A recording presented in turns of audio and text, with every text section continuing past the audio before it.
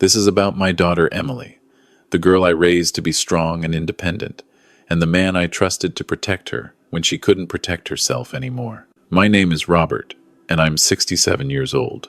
I live in Victoria, British Columbia, where I've spent most of my life working as a high school teacher until I retired 5 years ago.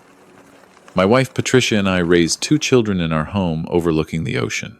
Emily was our youngest, and she was always the adventurous one, the one who couldn't sit still, the one who made us laugh until our sides hurt. 3 years ago, everything changed.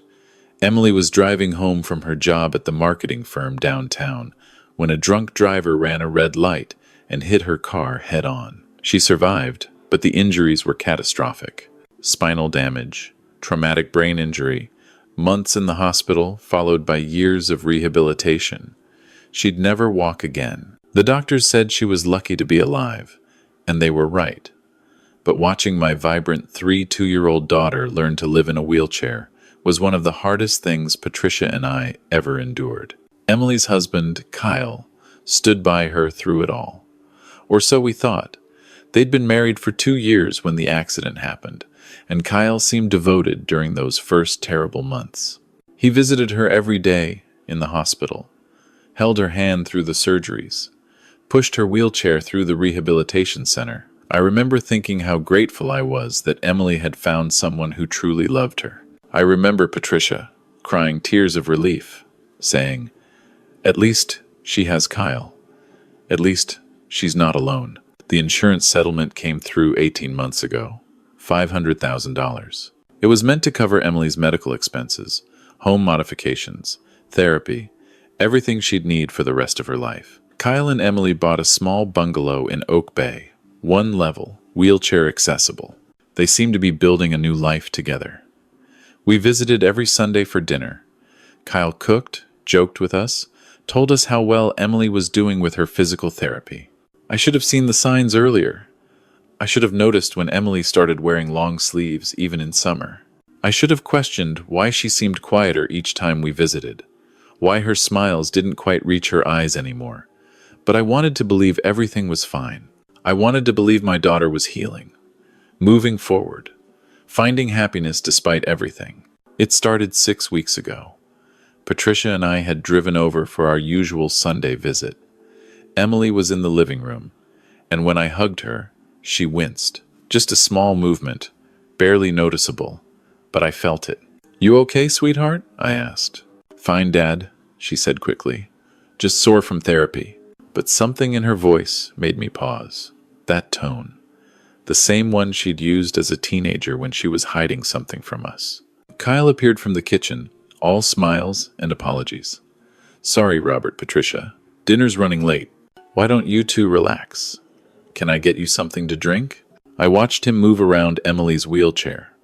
Noticed how she tracked his movements with her eyes. Noticed how she seemed to shrink slightly when he passed behind her. The next Sunday, I saw the bruise. Emily was reaching for her water glass, and her sleeve rode up slightly. There, on her forearm, was a dark purple mark, roughly the size of a handprint. She saw me looking and pulled her sleeve down immediately. "Emily," I said carefully, "what happened to your arm?" "I bumped it," she said, "on the door frame. You know how clumsy I am with this chair." But Emily wasn't clumsy. She'd been using that wheelchair for 3 years. She navigated her home perfectly. Kyle jumped in. "Yeah, she's been having some trouble with spatial awareness. The neurologist said it might be related to her brain injury. Nothing to worry about." I looked at Patricia. She'd seen it too. Her face had gone pale. We didn't confront them that day. We should have. God, we should have. But Kyle was so convincing, and Emily backed up his story, and we wanted to believe them. We wanted to believe our daughter was safe in her own home. That night, I couldn't sleep. I lay in bed next to Patricia, staring at the ceiling, replaying that moment in my mind. The bruise, the fear in Emily's eyes, the way Kyle had answered for her. "Robert," Patricia whispered in the darkness. "Something's wrong." "I know," I said. "What do we do?" I didn't have an answer. The following Wednesday, Emily called me. She never called on Wednesdays. Our routine was Sundays. I answered immediately. "Dad?" Her voice was shaking. Can you come over? Kyle's at work? I was in the car within 5 minutes. When I arrived, Emily was in her bedroom. She'd been crying. Her eyes were red and swollen, and when she looked at me, I saw something that made my heart stop. Fear. My daughter was afraid. Emily, what's going on? I sat down on the edge of her bed. She opened her mouth, closed it, then opened it again. Dad, I need to ask you something, but you can't tell Kyle, I asked. Of course. Anything. The settlement money. Do you remember how much it was? 500,000, I said. Why? She pulled out her laptop, fingers shaking as she typed in her password. Can you look at this? I don't understand banking very well, and Kyle handles all our finances. But she showed me their joint account. I felt my blood run cold. $73,000. That was all that remained of the settlement money. In 18 months, over $400,000 had disappeared. Where did it go? I asked, trying to keep my voice steady. I don't know, Emily whispered. Kyle says medical expenses, house modifications, bills. But Dad, our medical insurance covers most of my therapy. The house modifications only cost about $60,000. Where did the rest go? I scrolled through the transactions. Large withdrawals, cash advances, transfers to accounts I didn't recognize. Thousands of dollars at a time, sometimes multiple times per week. Emily, I said carefully, has Kyle been... Is everything okay between you two? She looked away. He gets angry sometimes, says I'm ungrateful, says I don't understand how hard it is to take care of me, says I'm lucky he stayed after the accident. My hands clenched into fists. Has he hurt you? The silence that followed was answer enough. The bruise on your arm, I said. He did that, didn't he? She nodded, tears streaming down her face. He didn't mean to. He just gets frustrated. I make things difficult. I can't do things anymore. And he has to do everything. And Emily, stop. I took her hands in mine. None of this is your fault. None of it. Do you understand me? I don't want to cause problems, she said. You and Mom, you like Kyle. Everyone likes Kyle. Maybe I'm just being sensitive. Maybe. How long has this been happening? She looked at me with those eyes that had trusted me to protect her for 35 years. About 6 months after the settlement came through. A year. My daughter had been suffering for a year while I sat in my comfortable home, believing everything was fine. I'm going to fix this, I told her, but I need you to trust me. Can you do that? She nodded. Good. Now, I need to know, does Kyle have access to your phone? Your computer? Yes. He set them all up for me. He knows all my passwords. Of course he did. Then we need to be careful.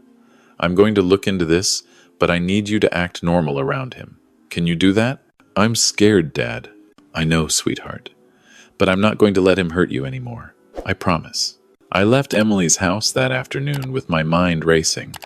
I couldn't go to the police yet. Not without proof. And if Kyle suspected we were onto him, he might do something desperate. Might hurt Emily. Might disappear with whatever money was left. I needed evidence. Real, concrete, undeniable evidence. That evening, I told Patricia everything. She cried, she raged, and then she helped me make a plan. We needed to document everything. The financial abuse, the physical abuse, everything. I called my lawyer the next morning. Daniel Chen had handled our will and estate planning for years. I trusted him. Robert, he said after I explained the situation, this is serious. Financial exploitation of a disabled person is a criminal offense in Canada. So is assault. But you're right. We need solid proof before we go to the authorities. What do I do? First, get Emily to make her own bank account. Transfer what's left of her money into it, under her name only. We'll say it's for better financial organization. Second, document everything. Every bruise, every withdrawal, every incident. And third, he paused. This might sound extreme, but have you considered installing cameras in Emily's home? My stomach turned. You want me to spy on my own daughter's house? I want you to protect her, Daniel said gently. If Kyle is abusing her, we need proof. Otherwise, It's her word against his. And sadly, that often isn't enough. I knew he was right. I researched security cameras that night. Small, discreet, motion activated. I found a reputable brand with good audio quality. Not those cheap ones that barely work. I ordered 3 of them. They arrived 2 days later. The next Sunday, I brought them to Emily's house in my jacket pocket. While Kyle was in the kitchen preparing lunch, I asked Emily if I could use her bathroom. She nodded, understanding in her eyes. I installed one camera in her bedroom, hidden on top of her bookshelf behind some decorative items, angled toward the bed and the area where she usually parked her wheelchair. Another in the living room, tucked behind a picture frame on the mantel. The third in the kitchen, disguised as part of a decorative clock on the shelf. My hands shook as I positioned them. I felt like I was betraying my daughter's privacy, invading her home, but I kept thinking about that bruise on her arm, the fear in her eyes, the missing money. I downloaded the app on my phone. The cameras connected to Emily's Wi-Fi, and I could access them from anywhere. Live feed, motion detection, recordings stored in the cloud. That night, I sat in my home office with my laptop open, feeling sick to my stomach. Patricia sat beside me. "Maybe we won't see anything," she said hopefully. "Maybe Emily's mistaken. Maybe." The motion detector alert went off at 9:47 p.m. I clicked on the notification. Kitchen camera. Emily was in her wheelchair by the sink. Kyle was standing in front of her. I turned up the volume. "Don't understand why this is so difficult for you," Kyle was saying. His voice was cold, nothing like the friendly tone he used around us. "It's a simple question, Emily. Where's your bank card?" "I told you," Emily said, her voice small. "I put it somewhere safe." "Somewhere safe? Or did you give it to your father?" My heart stopped. "No, I didn't. Don't lie to me." Kyle leaned down, his face inches from hers. "I saw him talking to you last week. I saw the way you were looking at your laptop. What did you tell him?" "Nothing. I swear I didn't." He grabbed the arm of her wheelchair and shook it violently. Emily's head snapped back. "You think you're smart?" Kyle said. "You think you can hide money from me? That money is ours. Ours. I've earned it. Dealing with you. Taking care of you. Giving up my life." "Kyle, please." "Shut up." He grabbed her face, fingers digging into her cheeks. "You're going to tell me where that card is, or I swear to God." "It's in my purse," Emily whispered. "In the bedroom?" He released her roughly and walked away. The camera showed Emily sitting there, trembling, tears streaming down her face. Patricia was crying beside me. I felt rage like I'd never experienced before. This man I'd welcomed into my family, trusted with my daughter's care, was terrorizing her in her own home. But I forced myself to stay calm, to wait, to gather more evidence. Over the next 2 days, the cameras captured hours of footage. Kyle yelling at Emily for moving too slowly. Kyle refusing to help her get into bed until she apologized for being difficult. Kyle going through her purse, taking cash. Kyle on the phone in their garage, talking to someone about cryptocurrency investments, laughing about how his invalid wife didn't understand money anyway. And then, on the third night, the bedroom camera caught something that made my decision final. It was late, nearly midnight. Emily was in bed. Kyle came into the room, and I could tell immediately he'd been drinking. "Kyle?" Emily's voice was uncertain. "Are you okay?" "Do you know how much I gave up for you?" he said, swaying slightly. "I could have left. I could have walked away after the accident. Nobody would have blamed me. I know. I'm grateful." "Grateful?"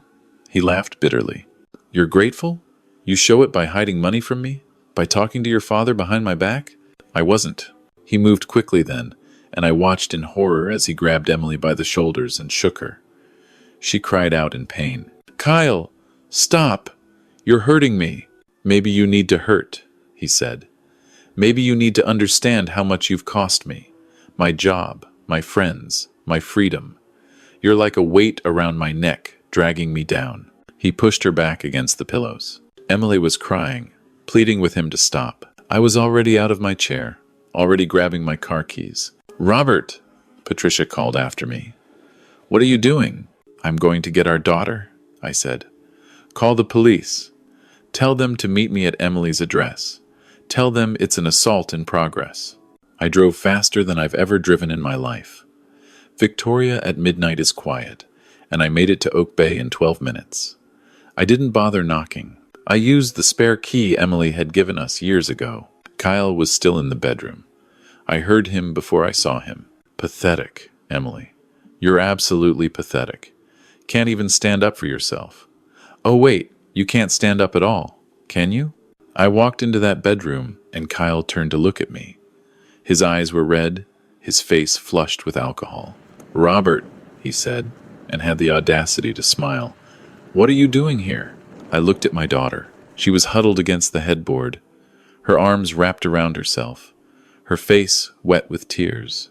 Emily, I said calmly, pack a bag. You're coming home with me.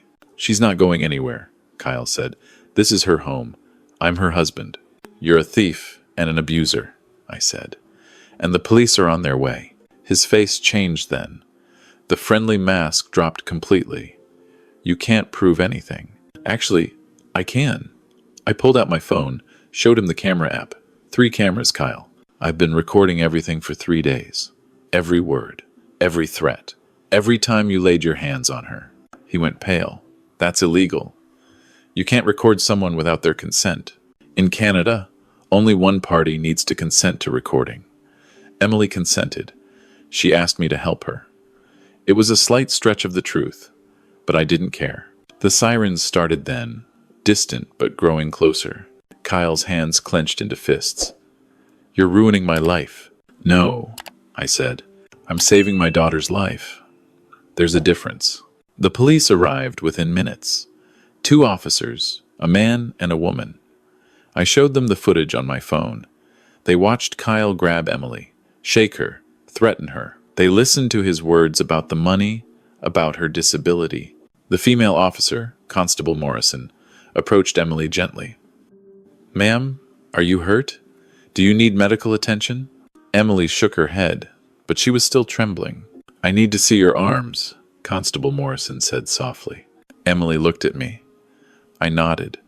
She pulled up her sleeves. The bruises were fresh, dark purple fingerprints on both her upper arms, old yellow bruises fading on her wrists, a healing cut on her shoulder. Constable Morrison's expression hardened. Sir, she said to her partner, arrest him. Kyle tried to argue, tried to say it was all a misunderstanding, that Emily was confused, that her brain injury made her unreliable. But the male officer, Constable Lee, was already reading him his rights. Kyle Jensen, you're under arrest for assault, financial exploitation of a vulnerable person, and domestic abuse. I didn't listen to the rest. I went to Emily and wrapped her in my arms as gently as I could. You're safe now, I whispered. You're safe, she sobbed into my shoulder. I'm sorry, Dad. I'm so sorry. I should have told you sooner. I should have. Shh. None of this is your fault. Do you hear me? None of it. Patricia arrived just as they were putting Kyle in the police car. She ran into the house, straight to Emily, and the 3 of us held each other while Constable Morrison took Emily's statement. We took Emily home that night. Patricia had already made up the guest room on the main floor, the one we'd been planning to convert into a home office. It had its own bathroom, wide doorways, everything Emily needed. The next few weeks were a blur. Daniel, my lawyer, helped Emily file for an emergency divorce and a restraining order. We got a forensic accountant to trace where the settlement money had gone. Turned out Kyle had lost most of it gambling online and investing in cryptocurrency schemes. Some of it had been spent on a girlfriend he'd been seeing for the past 8 months. A woman he'd met at a bar while Emily was home alone, unable to even answer the door if someone knocked. The criminal charges were severe: assault causing bodily harm, financial exploitation of a disabled person, theft over $5,000. The Crown prosecutor told us Kyle was looking at serious prison time. Emily struggled in those first weeks. She'd wake up crying, convinced Kyle was going to come back. She apologized constantly for being a burden, for costing us money, for disrupting our retirement. It broke my heart. But slowly, gradually, I watched my daughter begin to heal. Real healing this time, not just physical, but emotional. She started smiling again, genuine smiles that reached her eyes.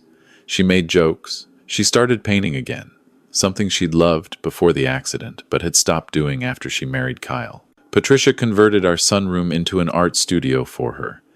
Emily would spend hours there, painting ocean scenes, abstract pieces full of bright colors. She said they represented hope. The trial happened 4 months later.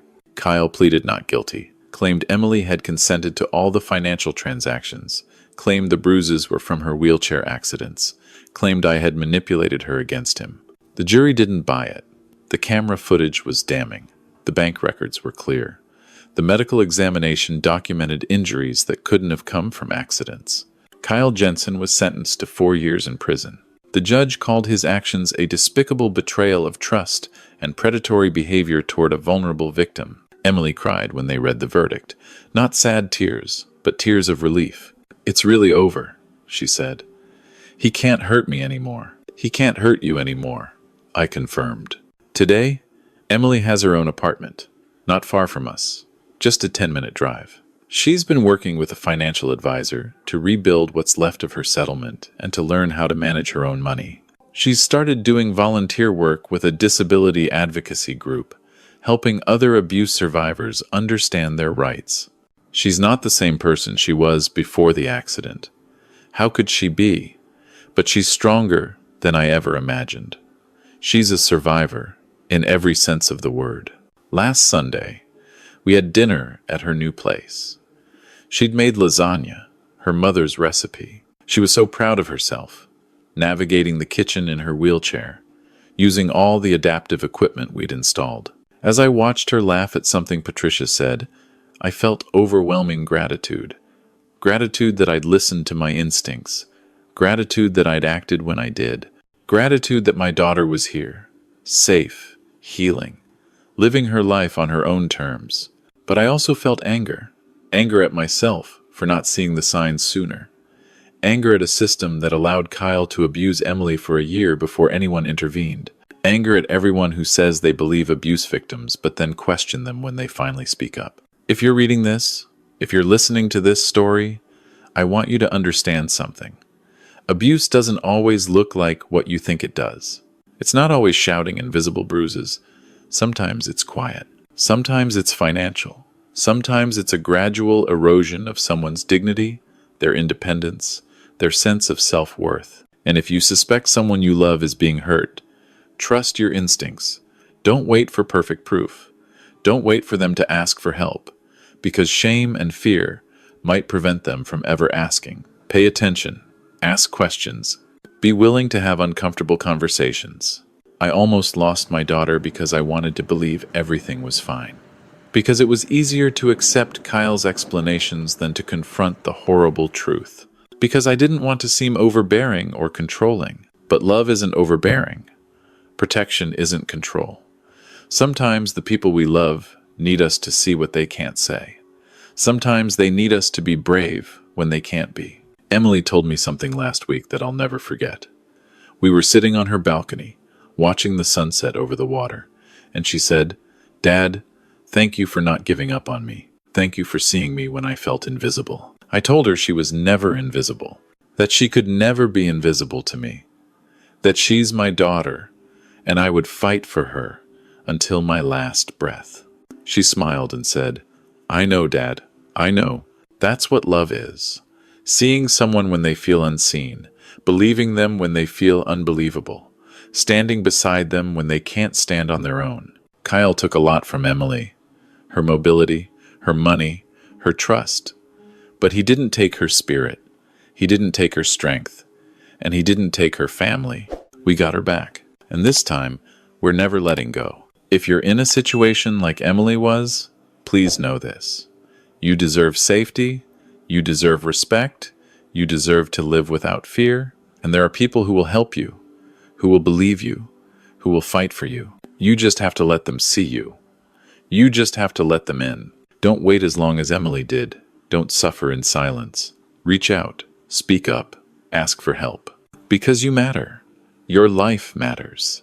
And you deserve so much better than what you're enduring. I sleep at night now, knowing I did the right thing. Knowing my daughter is safe. Knowing that Kyle can't hurt her anymore. Can't hurt anyone anymore. It wasn't easy. It wasn't simple. But it was necessary. And I'd do it again in a heartbeat. Because that's what fathers do. We protect. We fight. We never, ever give up.